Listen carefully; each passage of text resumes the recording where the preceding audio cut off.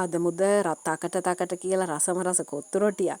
ඉතින් රසම රස චිකන් කරියකුත් එක්ක ගෝදම්බ රොටිය හදන තැන ඉඳන්ම ඔයාට රසම රස කොත්තු රොටියක් හදාගන්න හැටි මම මේ වීඩියෝ එකෙන් අරන් ඇවිල්ලා තිනවා. ඉතින් මේක හරියම රසට හදාගන්න පුළුවන් ලේසිම විදිහක් තමයි මම ඔයාට අරන් ඇවිල්ලා තියෙන්නේ. පැය ගණන් පිපෙන්න තියන්නේ නැතුව ඉක්මනටම කොත්තු රොටිය හදාගෙන කන්න තමයි මම මේ වීඩියෝ එක අරන් ඇවිල්ලා තියෙන්නේ. එහෙනම් වැඩි කතා ඕනේ නැහැ. යන් අනේ වීඩියෝ එකට. මෙන්න මේ වගේ පිටිග්‍රෑම් 600ක් මම අරන් තියෙනවා. මෙන්න මේ විදිහට ලුණු ටිකක් දාගන්න එකට ඔයා පාන් පිටි, තිරිඟු පිටි, ඒ කෑම හදන්න පුළුවන් ඕන පිටි జాතියක් ගන්න පුළුවන්. ඊට පස්සේ මෙන්න මේ විදිහට හැබැයි පාන් පිටි වර්ගයක් වෙන්න ඕනේ. ඊට පස්සේ මෙන්න මේ වගේ තෙල් දා ගන්නවා. ඉතින් ඔයාට පොල් තෙල්, ඔලිව් තෙල්, එළවලු තෙල් ඕන දෙයක් මේකට එකතු කරගන්න පුළුවන්. ඊට පස්සේ වතුර ටික ටික දාලා අපි මෙන්න මේ විදිහට අපේ ගෝදම්බ රොටිය හදාගන්න පිටි මෝලිය අනා ගන්න ඕනි. මෙන්න මේ වගේ. වතුර ටික ටික දාලා මේ වැඩේ කරගන්න පුළුවන්. එතකොට කිසිම වැරදීමක් සිද්ධ වෙන්නේ නැහැ. අපි මේකට ලුණුයි, පොල් තෙලුයි, වතුරයි තමයි එකතු කරගන්නේ. සාමාන්‍ය වතුර. ඒ කියන්නේ ඇල් වතුර. හොඳේ. උණු වතුර එහෙම නෙමෙයි. ඔන්න මම ඔයාට ලේසියෙන්ම පැහැදිලි කරා. ඊට පස්සේ ඉතින් මේක අතේ නොඇලෙන ගානට වෙනකන් හොඳට පිටි මෝලිය අනා ගන්න ඕනේ. මෙන්න මේ විදිහට. පේනව නේද? මෙන්න මෙහෙම. ඊට පස්සේ අපි මේක විනාඩි 5ක් විතර මෙන්න මේ විදිහට හොඳට නීට් කරගන්න ඕනේ. ඔයා මේක ලෑල්ලක් උඩට දාගෙන මෙන්න මේ විදිහට නීට් කරගන්න. චුට්ටක් ඇලෙනවා වගේ නම් තෙල් චුට්ටක් ගා ගන්න. එහෙම නැත්නම් පාන් පිටි චුට්ටක් ඉහා ගන්න. ලෑල්ල උඩට. මෙන්න මේ විදිහට. ඊට පස්සේ මේක අපි හොඳට බැලුන් එකක් වගේ ඇදෙනකොට මෙන්න මේ විදිහට බෝල ටිකක් කඩාගෙන පොල් තෙල් ටිකක් දාලා විනාඩි 5ක් විතර මොකක් හරි භාජනයකින් වහලා තියන්න. ඔයා ළඟ තියෙන භාජනයකින් වහලා. ඊට පස්සේ විනාඩි 5කට පස්සේ තමයි ඔයා මේ දකින්නේ. දැන් මම පොල් තෙල් හොඳට ගාගෙනයි තියෙන්නේ. මගේ අතෙත් පොල් තෙල් මේ වෙලාවේ.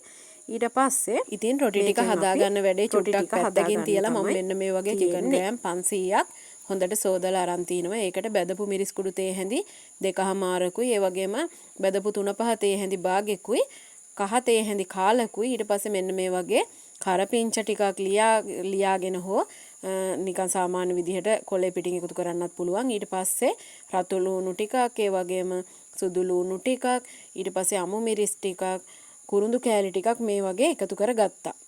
ඔයා හදාගන්න චිකන් එකේ රස අනුව තමයි කොත්තුවේ රස තීරණය වෙන්නේ. ඉතින් දැන් මම සියඹල ටිකකුත් මෙන්න මේ වගේ එකතු කරගත්තා. ඇට ඉවත් කරලා වතුරත් එක්කම. ඊට පස්සේ අවශ්‍ය පමණ මෙන්න මේ වගේ ලුණු ටිකක් දාගන්නවා. දාගෙන ඉවර වෙලා මේකට සාමාන්‍යයෙන් චිකන් වැහෙන ගානටත් වැඩිය ටිකක් වතුර දාලා තමයි මේ කරිය අද අපි හදාගන්නේ. මොකද මේක අපිට මේකේ හොද්දි කොටස, ඒ කියන්නේ කරි කොටස අපිට උවමනා වෙනවනේ මේකට. ඒ නිසා ටිකක් වතුර චුට්ටක් වැඩි කරලා වෙනදට චිකන් වෙන ගානට වඩා මේක හදා ගන්න ඕනේ රසම රසට. පේනව නේද? මෙන්න මේ වගේ මං අතින් හොඳට මං අත සෝදලා ඉන්නේ. අතින් හොඳට මෙන්න මේ වගේ කවලම් කරගන්නවා. කවලම් කරගෙන මේකට මම ලිපේ තියලා එකතු කරගන්නවා. විනාඩි 2ක් විතර ගියාට පස්සේ ගම් මිරිස් ටිකක් කොටාගෙන මේකට එකතු කරගන්න. ඔයා ළඟ කුඩු තියෙනවා නම් ඒත් ඔයාට දාගන්න පුළුවන්. ඊට පස්සේ මේකට අපි එකතු කරගන්න ඕනේ තව ඉඟුරු ටිකකුත් එකතු කරගන්න අනිවාර්යයෙන්ම මෙන්න මේ වගේ මම එකතු කරගත්තා වගේ. එතකොට හරිම රසයි. ඊට පස්සේ ඉතින් මෙන්න මේ වගේ චිකන් කරිය හොඳට අපිට උයා ගන්න තමයි තියෙන්නේ. මම ඉතින් විනාඩි 25ක් විතර මේක හොඳට උයා ගත්තා. දැන් අපි යන් රොටි ටික හදාගන්න. මෙන්න මේ විදිහට රොටි ටික අපිට හදාගන්න තමයි තියෙන්නේ. හොඳටම තුනී කරගන්න ඕනේ. ඔයාලට රෝලින් පින් එකක් තියෙනවා නම් ඒකෙන් රෝල් කරගන්නත් පුළුවන්. එහෙම නැත්තම් හැමෝටම රෝලින් පින් නැති නිසා තමයි මම ඔයාලට පෙන්නන්නේ මෙන්න මේ වගේ අතින් කරගන්න විදිහ. ඉතින් ඊට පස්සේ රොටි ටික දෙපැත්ත දාලා ඔයා පුච්ච ගන්න. පරාට වගේ තමයි ගෝදම්බ රොටියත්. ඉතින් ඊට පස්සේ මෙන්න මේ වගේ රොටි ටික කපා ගන්න ඕනේ හීනියට. දැන් මම තෙල් ටිකක් ලිපේ තියලා කැරට් ටිකක් මෙන්න මේ වගේ ඊට පස්සේ අපිට තියෙන්නේ මේකට ලීක්ස් ටික එකතු කරගන්න. ඉතින් කැරට් ටික මෙන්න මේ වගේ එකතු කරගත්තාට පස්සේ ගොඩක් හොඳයි හීනියට ගාලා ගන්න. එතකොට තවත් රසයි. එහෙම නැත්නම් දුක් වෙන්න එපා. පිහියකින් කපා ගන්න. ඊට පස්සේ මම රතු ලුණු ටිකක් එකතු කරගත්තා. ඔයාට රට ලුණු තියෙනවා නම් එකතු කරගන්න පුළුවන්. ඊට පස්සේ සුදු ලුණු ටිකක්, ඊට පස්සේ ඉඟුරු ටිකක්, කරපිංච ටිකක් මේ වගේ යහමට එකතු කරගත්තා. ඉතින් ගෙදර හදා ගන්නකොට අපිට ඔය ලීස් කෑලි 5-6ක් දාලා නෙමෙයි. ඉතින් කඩේ ගන්න කොත්තු වගේ නෙමෙයි රසට හදාගත්ත හැකිනේ. ඒ නිසා ඉතින් එළවලු ටිකක් වැඩිපුර එකතු කරගන්න. මොකද අපිමනේ කන්නේ. ඉතින් මේක එතකොට ගොඩාක් රසයි. ඊට පස්සේ ඉතින් මෙන්න මේ වගේ කෑලි මිරිස් ටිකක් මම එකතු කරගත්තා. ඒක ඔයාගේ රස අනුව හැඳි දෙකද තුනද ඒක එකතු කරගන්න පුළුවන්. හොඳේ. මේ වෙලාවේ හොඳටම දුන් දානවා පේනව නේද ඔයාලට මගේ එළවලු ටික.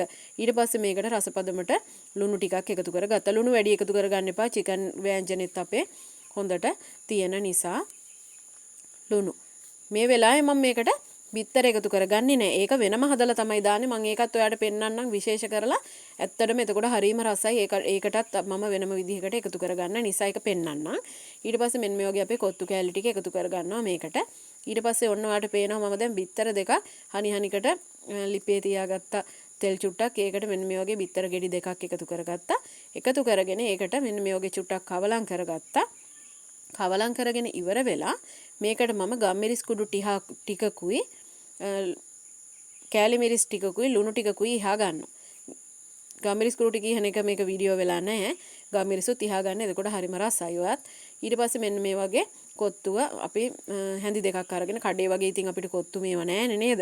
ඊට පස්සේ අපි හැඳි දෙකක් අරන් මෙන්න මේ වගේ හොඳට මේක ඒ පැත්ත මේ පැත්ත දාගෙන පොඩ්ඩක් කොත්තුව ගහ ගන්න. ඊට පස්සේ මෙන්න මේ වගේ මම අපේ බිත්තර දෙකත් මේ කොත්තුවටම එකතු කර ගන්නවා. මෙන්න මේ වගේ. ඉතින් මේ බිත්තර දෙක වෙනම හැදුවහම අර ඒකට දාන පහෙත් වැදිලා හරි රසට එනවා. එතකොට අර බිත්තර කෑලි හැපෙද්දිත් ඒ බෑත් ලුණු කුඩු, ගම්මිරිස් කුඩු, ඒ වගේම කෑලි මිරිස් කුඩු එහෙම තියෙනවනේ. එතකොට හරි රසයි. ඔන්න දැන් මම චිකන් කෑලි ටිකකුත් දාගත්තා. හොඳට චිකන් ඉස්ම ටිකක් මෙන්න මේ වගේ දාගත්තා අපි කරියේ. ඊට පස්සේ මේකත් හොඳට දාලා මේකත් හොඳට මෙන්න මේ වගේ හැන්දෙන් කොටාගෙන දෙපැත්තට හැඳි දෙකක් ආධාරයෙන් මේක පොල් කටු හැඳි දෙකක් මම ගත්තේ. ඔයාලට තියෙන හැඳි දෙකක් ගන්න පුළුවන් මේකට. පොල් කටු හැඳි නම් වඩාත් හොඳයි. ඊට පස්සේ මෙන්න මේ වගේ හොඳට මේක අපිට මේ පැත්ත මේ පැත්ත දාලා කොත්තුව ගහ ගන්න තමයි තියෙන්නේ. මෙන්න මේ විදිහට. ඉතින් හරිම රසයි මේ කොත්තුව මේ වෙලාවෙත් පුදුමාකාර සුවඳක් තියෙන්නේ. මම ඉතින් වැඩිපුර මේකට තවත් චිකන් එකතු කරගත්තා. ඉතින් කඩවල වල නම් ඉතින් එච්චර දාලා දෙන්නේ නැහැ. මම නම් ඉතින් මේකට තව ගොඩක් චිකන් එකතු කරගත්තා. එතකොට හරි රසයිනේ. ගුණෙත් වැඩි. ඉතින් ඒ නිසා තවත් චිකන් මෙන්න මේ වගේ එකතු කරගෙන හොඳට මේක හදා ගන්නවා තමයි ඔයාලා මේ දකින්නේ. කඩෙන් කොත්තු ගේන එකක් නෑ. ඔයාලා මේ කොත්තුව හදලා බැලුවොත් ඇත්තමයි හරිම රසයිනේ. ඒ පුදුමාකාර රසක් තියෙන්නේ. ඉතින් ගෙදරින් ආදරණීයන්ට ඔයාලට පුළුවන් රසම රස කොත්තුවක් දැන් හදලා ආදරෙන් පිළිගන්නවන්න. ඉතින් එයාලත් එතකොට කැමති වෙනවනේ. බලන්නකෝ ඉතින් මෙන්න දැන් කොත්තු බෙදා ගන්නවා තමයි ඔයාලා මේ දකින්නේ මම පිඟන් වලට. ඉතින් හරිම රසයි. අනිවාර්යෙන් ඔයත් හදලා මට රස කියන්න. අනිවාර්යෙන් වීඩියෝ එක ඔයාලට වැදගත් නම් ලයික් එකක් දාලා කමෙන්ට් එකක් දාන්න. යාළුවෝ අතර ෂෙයා කරන්න.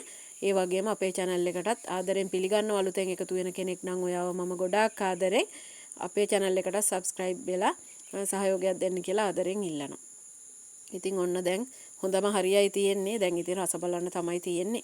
තව මොකටද පරක්කු වෙන්නේ කියලා රස බලන්න තමයි දැන් ලෑස්ති වෙන්නේ. ඉතින් මේකට චිකන් ව්‍යංජනෙන් තව මේකට චිකන් ගොඩක් දාලානේ අපි මේ චිකන් මේ කොත්තුව හදාගත්තේ. ඒ වගේම වැඩිපුරත් ඉතින් මම මේක බෙදලා පිඟන් වලට ඊට පස්සේ ආපහු චිකන් ටික එකතු කරගන්නවා මේක කද්දි තවත් රස වැඩි කරගන්න.